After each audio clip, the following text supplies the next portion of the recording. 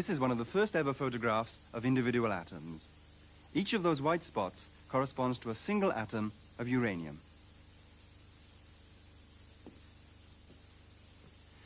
That photograph was taken by Albert Crewe using a scanning transmission electron microscope. By putting together many such photographs, we can even show the motion of atoms. Now, in this program, Dr. Crewe is going to describe the scanning transmission electron microscope and how he used it to obtain those pictures. But he's going to start off with some reservations about conventional microscopy. And he'll begin by using a diagram rather like this, which shows a specimen at the top, an aperture, and a lens, much as in conventional microscopy. But in electron microscopy, the lenses come with a peculiar set of problems. These lenses that we use in electron microscopes are slightly worse than the bottom of the beer bottle. They're terrible lenses. So, because they're so bad, we have a very small hole. What does that mean? It means that some electrons, which are scattered by large angles here, do not appear on the screen, and so what we see here is a shadow of the object. So, what you get in a conventional microscope is a constant illumination. If I plot now the illumination here on the screen, you get a constant illumination with little pieces missing, that is dark shadows, where there is an object in the specimen. This means that you're getting the full illumination minus a little piece, and you're trying to make a picture out of that. And that is extremely difficult to do. It would obviously be better if you just had this information alone to make a picture, so that you didn't have to subtract it from a very large constant illumination. It was these difficulties, among others, that caused us to investigate the other ways of making a picture. I'll give you one more difficulty, and that is that as the electrons pass through a specimen, many of them lose energy. They slow down. This lens, in a conventional microscope, depends for its action on the energy of the electrons coming in. If they have the wrong energy, they are not in focus on the screen, so electrons of a different energy will come out like this. They will not be in focus on the screen, and they will wash out of the image. Taking these two difficulties together, you see that the conventional microscope, although it works, it has considerable difficulties. And so we thought it would be a good idea to look into other ways of making a picture. Now, the other way of making a picture is just the difference between a camera and a television set. This behaves like a camera. All the electrons come through at once, make the complete image, all simultaneously. The other way to do it is like the television set, which scans. The obvious thing to do is to take a source of electrons. This source emits electrons. We will pass these electrons through a lens to produce a focus. We can now place the specimen here, and we can put in this region, we can put scanning coils which will scan this focused spot of electrons across the specimen in the manner of a TV raster, like this. You can do it slowly or quickly, it's your choice.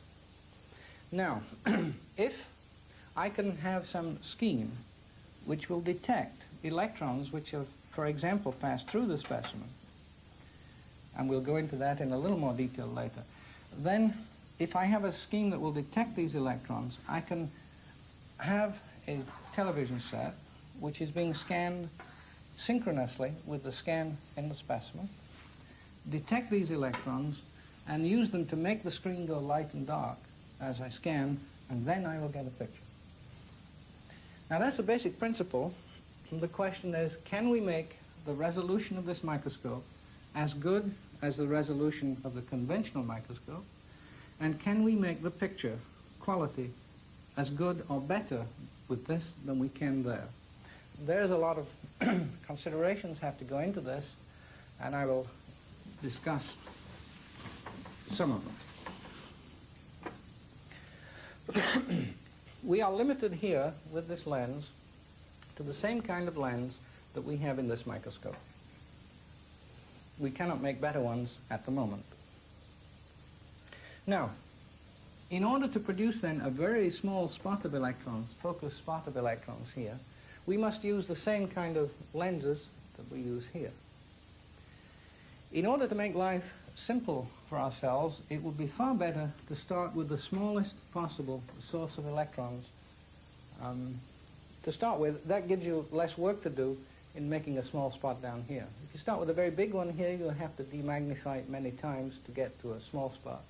If you start with a small one, you have less work to do, and if you're lazy, that's the best way to go. So we start with a very small spot, a very small source of electrons, and the smallest one we could find was field emission. Field emission occurs when you take a very sharp point of metal and you put a voltage on it in a vacuum. The metal will emit electrons quite naturally all by itself. And all these electrons appear to come from a very small source, roughly in the center of this sphere, and this has about 1 nanometer radius. So it really is a terribly small source. We take this fine wire, which is the source of electrons, field emission source emitting electrons. It takes about 3 kilovolts to make this wire emit enough electrons to make a picture. Now we must accelerate these to a much higher voltage in order to penetrate the specimen, maybe 30 or 40 or 50 kilovolts. So clearly you have to have 2 electrodes here, one like this and one like that, and place the required voltage between these 2 electrodes. Then the electrons that will go through this hole will be accelerated to the proper voltage and will come out. We had considerable difficulty designing these electrodes in order to maintain the beautiful properties of this source, but a scheme was eventually devised which involves making electrodes shaped somewhat like this. It can all be calculated exactly. So we have this, we call this the electron gun. So we have a field emission source, an electron gun, which is all placed in this region of the scanning microscope. Now the electrons come out through the lens, and we can make an image here of the source. The question is, how big is focused spot of electrons that you can expect to get? I can give you a very simple argument for that, which is useful later in discussing what happens to the electrons afterwards. Because we have an aperture in here, and we need the aperture because the lenses are bad, then I can write an equation for this spot size, which says that the spot size down here is given by the diffraction of the electrons at this aperture, which is 0.61 lambda over alpha. This is the normal diffraction equation. I'd like to rewrite this in a slightly different way. And I'd like to write it in this way, that the size of this spot times the angle, alpha, involved here, is roughly equal to the wavelength of the electrons. I will ignore this 0.61. When you do the exact calculations, it turns out that with our microscope, we can expect a spot here about 2.5 angstroms in radius, given by this equation. So now we have enough electrons. We have a spot which is small enough, 2.5 angstroms. It's about the same size as the resolution of the conventional microscope. So we're matching performance in terms of resolution. Now, what can we see? To answer that, we have to say, I have to ask the question, what happens to these electrons as they go through the specimen? It's a question we have to answer. Well, it turns out you can get the general answers from this from research done in physics in the 1930s and 1940s. It's well-known physics.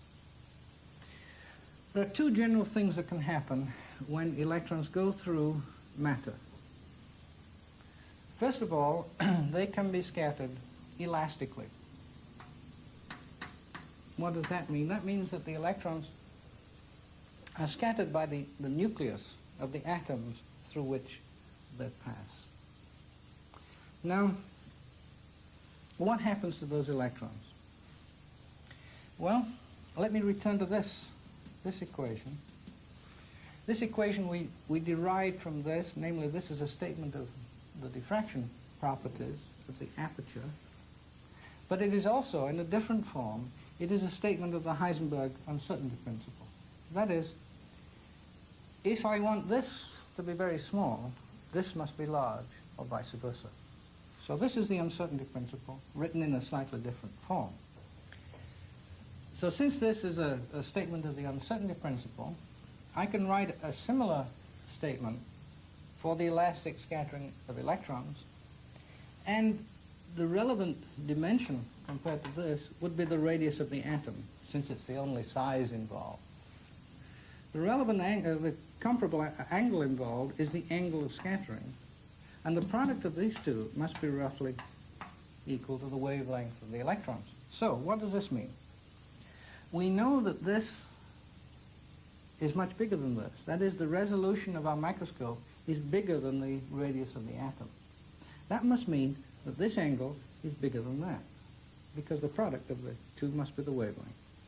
What does that mean? In terms of the physical effect in the microscope, it means the following. That as the electrons go through the specimen, if they strike no matter at all, they would continue in a cone like this. But if they scatter from an atom, most of the scattering takes place outside of this cone. That's what the Heisenberg uncertainty principle tells you. Therefore, it is a very easy matter to detect those electrons. You simply place around here a detector, an electron detector, in the shape of a ring, or an annulus, carefully chosen in size such that the unscattered beam will pass through the hole in the ring, and the ring is big enough to catch all the scattered electrons. Then this detector will detect the elastically scattered electrons in the specimen. How many are there? It turns out that the number of elastically scattered electrons is proportional to the atomic number to the 3 halves of the atoms through which the electrons pass times the number of atoms.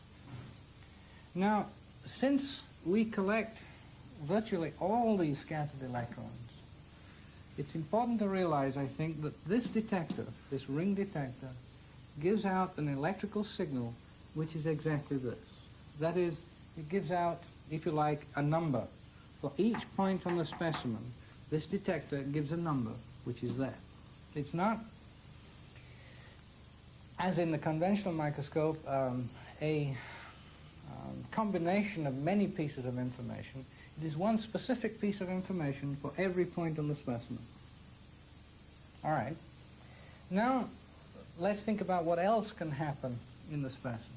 The other thing that can happen, when an electron goes through or near an atom or a molecule, it can excite the orbital electrons around the atom or molecule, and it can excite the atom, it can ionize the atom, it can excite an X-ray, it can do many things.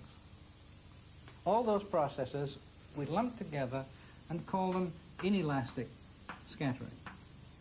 Well, inelastic simply means that they lose energy. Well, how do we analyze that situation? Well, it turns out that the average energy which is lost by the electrons in going through, in each collision, in going through matter, is very small. That means in turn that the angle of scattering is very small, since the angle is roughly proportional to the energy loss divided by the total energy. So it's a very small angle. Now suppose then I write another equation here. I could write that the angle for inelastic scattering times some number which corresponds to the average distance of collision of the electron going by the atom is also roughly equal to the wavelength. Now I've said that this angle is very small. This means in turn that this number is quite large. And what this means is that for very high resolution work, this information is not of very much value because the angle is smaller than this angle. This is bigger than that, which means the picture will look fuzzy, no matter how small the probe of electrons is. And we have demonstrated this effect in practice. This number turns out to be about 15 or 20 angstroms, whereas this is 2 angstroms. This number is roughly 10 times that because this angle is 10 times smaller than that. However, this information is valuable in many circumstances where you are not pushing for the highest possible resolution. So, we just said these angles are very small. They're smaller than this, which means that these inelastically scattered electrons come through the hole substantially. Now, unfortunately, they are mixed in with all the electrons that didn't do anything at all when they went through the specimen. So we have to separate them. This is very simply done with a thing called a spectrometer. It's either 2 electrostatic plates or it's a magnetic field this way. It doesn't matter very much. So the unscattered electrons will come through and will be focused at some point like this. The electrons that have lost energy will be focused more strongly, and so they will come up into some region like this. And so we can put a detector here which will detect substantially all the inelastically scattered electrons. All right? How many of those are there? Well, again, we've done some calculations, and you can do quite rough and ready calculations, and you come out with the conclusion that the number of inelastically scattered electrons is roughly proportional to the 1/2 power of the atomic number times the number of atoms through which you go. So now we have a very interesting situation that as we scan on the specimen, each point on the specimen, we get 2 pieces of information. We get this electrical signal from this detector. We get the electrical signal from this detector. These 2 signals mean these 2 numbers. So for each point on the specimen now, we have 2 pieces of information, we have 2 equations, and just 2 unknowns.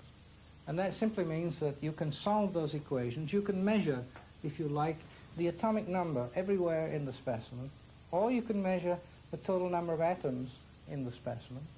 If you have both those pieces of information, you can even measure the mass of an object in the microscope.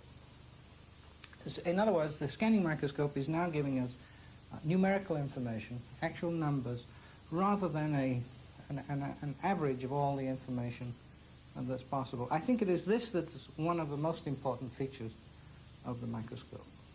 To return to what I said right at the beginning, what we have now, if we just consider this detector, is that we have a very finely focused probe, which is about the same resolution as in the conventional microscope. But now this detector gives us all the scattered electrons, perhaps 90% of all the scattered electrons, directly. Whereas this microscope gave us the average intensity level minus the number of scattered electrons. This microscope gives us, if you like, this information on a 0 background. So we have nothing, and then we have... This is a much better thing to look at than this, because this you can make white on black. This is white and light gray. And so the contrast is very much better on this microscope than this one.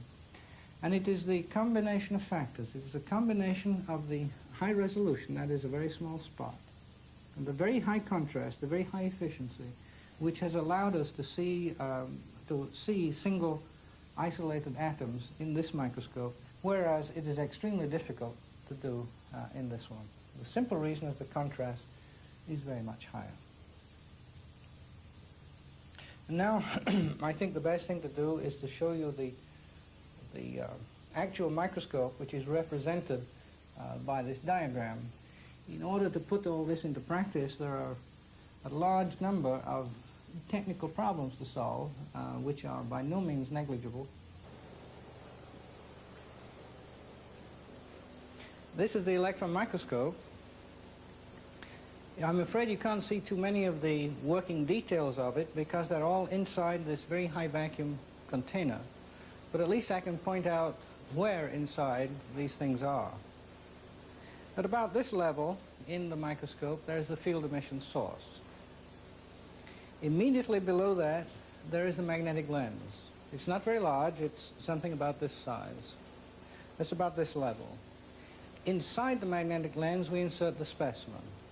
The specimen is controllable through these two mechanical motions so that we can move it around in space. We can insert the specimen into the microscope through this mechanism, which looks rather complicated, but nevertheless the specimen is inserted in here. This is also a high vacuum container so that we can insert the specimen into the lens without breaking the vacuum. That's the important part because the vacuum level is very high and difficult to attain. The ring detector, the annular detector, is immediately below the lens at about this level. I'm afraid you can see nothing, but it is inserted into the vacuum box from the side. Below the ring-shaped detector, there's the spectrometer, and that is in this region here. The electrons then pass through this vacuum tube into the detector, which is here for the inelastically scattered electrons. That is this detector. So that then is the whole microscope. You may ask where the high voltage comes in to operate the microscope. And that comes in at the top. The high voltage connections come in through here, including the connections for the field emission source and so on. All the electrical connections then go over into the control panel, which is over here. This is the control panel. It looks rather complicated, and it is. The picture appears on the screen here, and the specimen that's in at the moment is herpes virus, the cold sore virus that you get on your lip. The virus itself is a spherical virus. It's about 1,000 angstroms in diameter, about 100 nanometers. So it's a rather small object. So that is the elastically scattered picture. We can now go to the inelastically scattered electrons, and we get a slightly different picture. In fact, it looks very different when you look at it. The information content is completely different. I'm afraid we can't show you single atoms today, and the reasons are numerous. First of all, this specimen is not suitable for that kind of viewing. It's a little thick. We need very thin specimens to look at single atoms. But one of the other reasons is that the microscope is very susceptible to vibrations. We have many vibrations in the room, not the least of which is that I'm talking. And we find that if we want to look at single atoms and anybody speaks in the room, you can't see them on the screen. And that's the reason for these curtains that go around the microscope. These are acoustic curtains. They're very heavy, leaded vinyl curtains. And when we want to get to the highest possible resolution to see single atoms, then we have to close these curtains to keep all air vibrations away from the microscope, and only then is it possible to see them. But see them we do.